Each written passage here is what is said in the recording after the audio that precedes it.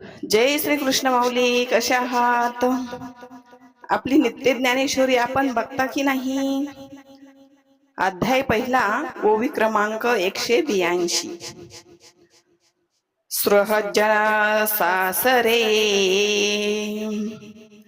आणि कही सखे सोयी रे, कुमार पुत्र धनुर्धरे देखिले तेथ. आता हे सगळे जण अर्जुनाने कुठे बघितलेले आहेत माऊली? कुरुक्षेत्रावर. कुरुक्षेत्रावर श्रीकृष्णाला अर्जुनाने सांगितलं होतं का रथ मध्यभागी आपण नेऊन ठेवा, म्हणजे मला समजेल कोणाशी युद्ध करायचं आहे. भगवंताने रथ मध्यभागी ठेवलेला आहे आणि हे सगळे जण अर्जुनाने बघितले.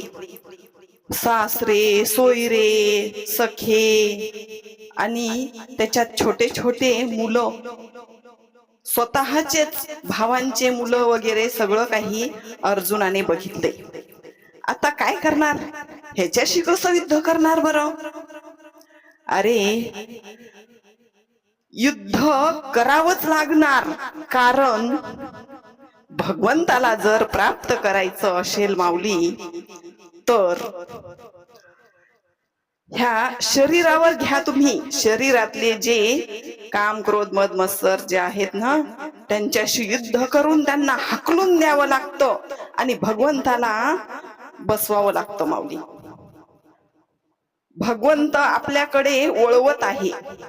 अर्जुन त्या योग्यतेचे आहेत म्हणून भगवंत सतत अर्जुनाला सांगत आहेत, अरे ह्याच्यात काही पडलं नाही. हे तुझे पुत्र पौत्र जे आहेत ना, ह्याच्यात काही नाही. सखे, सोयरे, सज्जन जे आहेत ना, तू याच्यात गुंतू नकोस. तू भगवंताची प्राप्ती कर.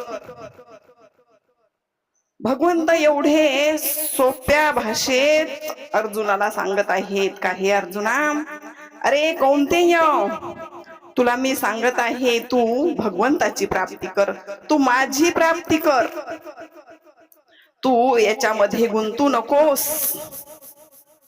पण मनुष्य हा संसारात गुंतून पडतो माऊली, आणि या भवर जाळ्यात गुंतल्याच्या नंतर भगवंताची प्राप्ती होत नाही. पण लक्षात घेतलं पाहिजे माऊली, हा भगवंताने नरदेह दिलाय ना, तर भगवंताची भक्ती करून त्याला प्राप्त करून घेतलं पाहिजे. पितामह भीष्म प्रतिज्ञा करायचे की, हे देवा, मरणाच्या वेळेला जर तू समोर नसशील ना, तर मी प्राण सोडणार नाही. भगवंताला यावं लागलं. म्हणून ह्या भोर जाळ्यात न पडता भगवंताची भक्ती करा आणि मोक्ष मार्गाची संगती धरा माऊली.